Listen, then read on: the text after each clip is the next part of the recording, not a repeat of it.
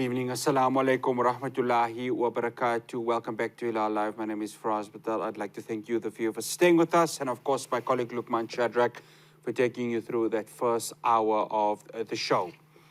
Now, international NGO Human Rights Watch says Israel's repeated attacks on medical facilities, health personnel, and ambulances in Gaza should be investigated as war crimes. The Israeli military's apparently unlawful attacks are further destroying Gaza's healthcare system at a time when medics have unprecedented numbers of severely injured patients and hospitals have run out of medicine and basic equipment. Joining us now to discuss this, I'd like to welcome Khaled Quzmar, who is a General Director of Defense for Children International in Palestine.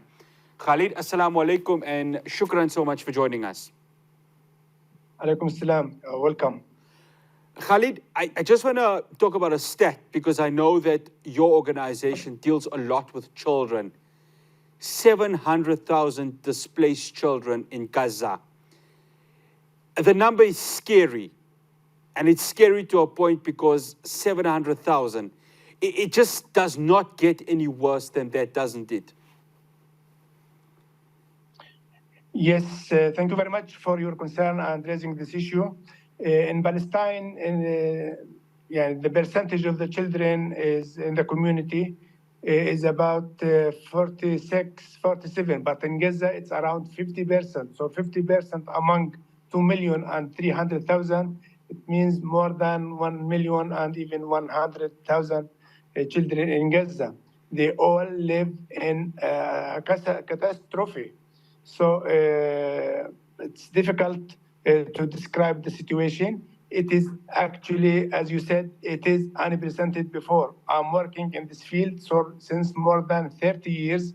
I never witnessed what is going on since the 7th of October until now. No safe place at all in Gaza.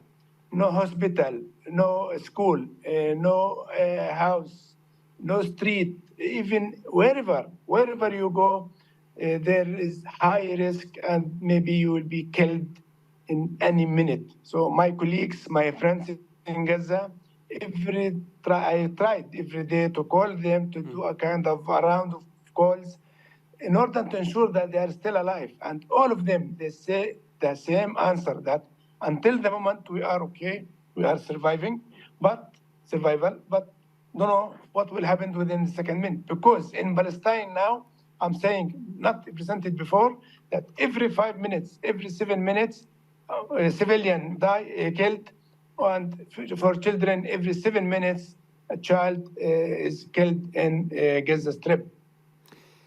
Khaled, the hospitals that have been bombed, Al-Shifa, of course, being one of the most important, and obviously every hospital is important because it gives a service to saving humanity. But what had happened at Al-Shifa, I think, just destroys every bit of humanity that the people would have hung onto in Gaza. Talk to us about, I mean, maybe whatever contact you had with some of your colleagues within Gaza, because it's been a struggle to get a hold of them, but what the IDF, the Israeli Defense Force, has done to those hospitals. It speaks of a lack of empathy in so many ways, doesn't it? It is since for the first 2-3 days of the aggression, the Israeli aggression against Gaza, I used to manage to talk with doctors in the Shifa in order to know about the situation, to take some information. But after that, it was impossible to connect and to call the doctors. What is happening with the Shifa is, of course, happening with more than 30 other hospitals in Gaza. But Shifa is the biggest one, the historical one, and targeted from the first week of the attacks until now. But the last 3 days, doctors there, they announced like an emergency request to try to support them, to help them at least to get out while they are still alive, because they are attacking from different directions inside the hospital. without electricity, without water, without food. So it is like a cemetery. It become like a cemetery, the hospital. So there is no life in. Everyone is waiting with the moment to be killed. So I never expected that something will happen like this in Gaza, especially in Shifa, because Shifa witnessed more than 10 wars from the Israeli army to Gaza.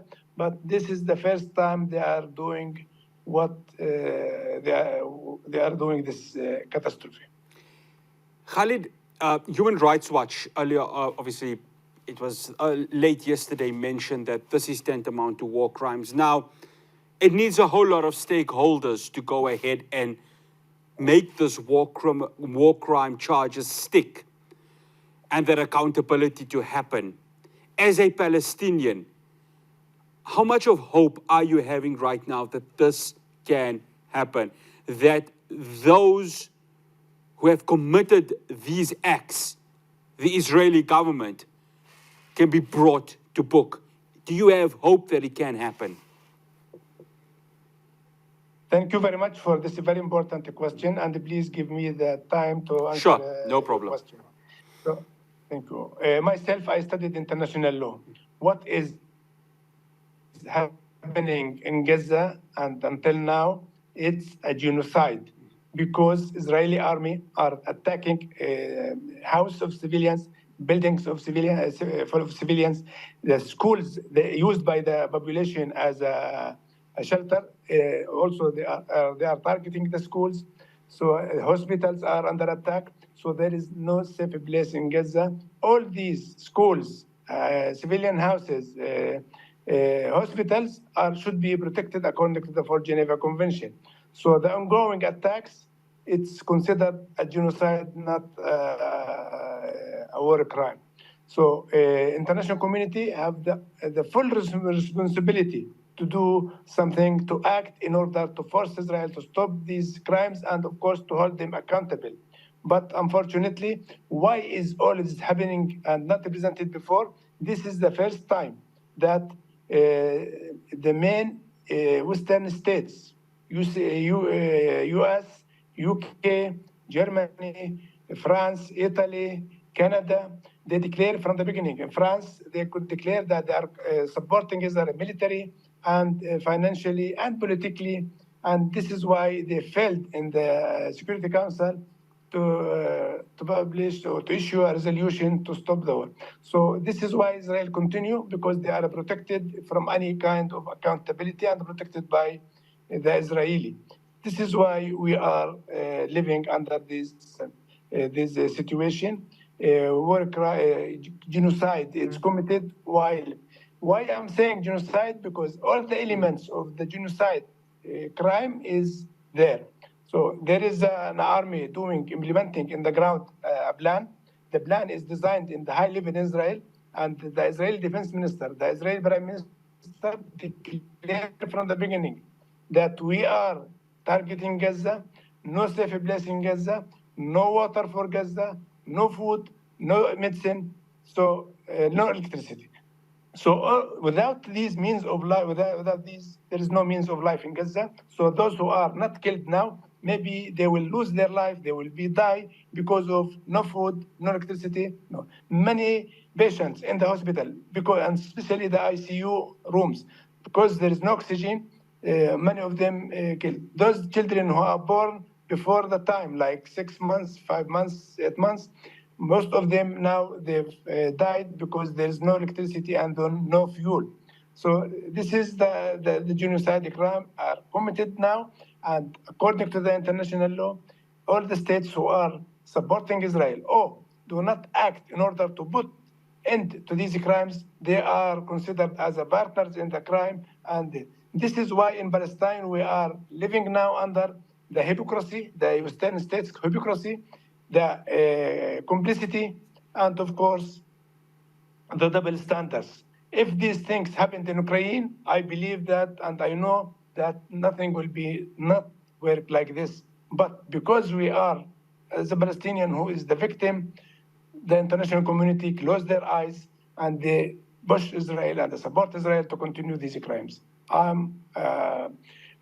We find as DCI Palestine yesterday with other human rights organizations, with our other families in Gaza, we filed a complaint in the U.S. Against Biden and Blinken and the defense minister because they are supporting Israel and they are not acting to stop the genocide in Gaza. Khaled, I've got one final question. We've got a minute, Khaled. The children of Gaza, if I've ever seen a more resilient kids, it's them. You see the pictures, you see it all on social media because you would never find it, obviously, on Western media. And you've worked with children in these devastating parts of Palestine. What makes it so that these children of Gaza, and I'm sure it's the same in Ramallah where you are, and other parts of Palestine, where they have such resilience and faith within Allah subhanahu wa ta'ala and what His destiny for them is. But what is it about these children that makes their resilience stronger than any that I've ever seen or probably the world has ever seen? Yeah, Israel, during the time of the occupation, they steal their childhood. They treated them as adults. So children sometimes do not believe that they are children. And just a small example, those children who are arrested by the Israeli and subject to torture and ill treatment, when we start to try to give them psychosocial support, most of them refuse because they feel that they are adults and they are strugglers, so no need for any kind of psychological support. So Israel steal their childhood and they treated them as adults and as criminals, not adults.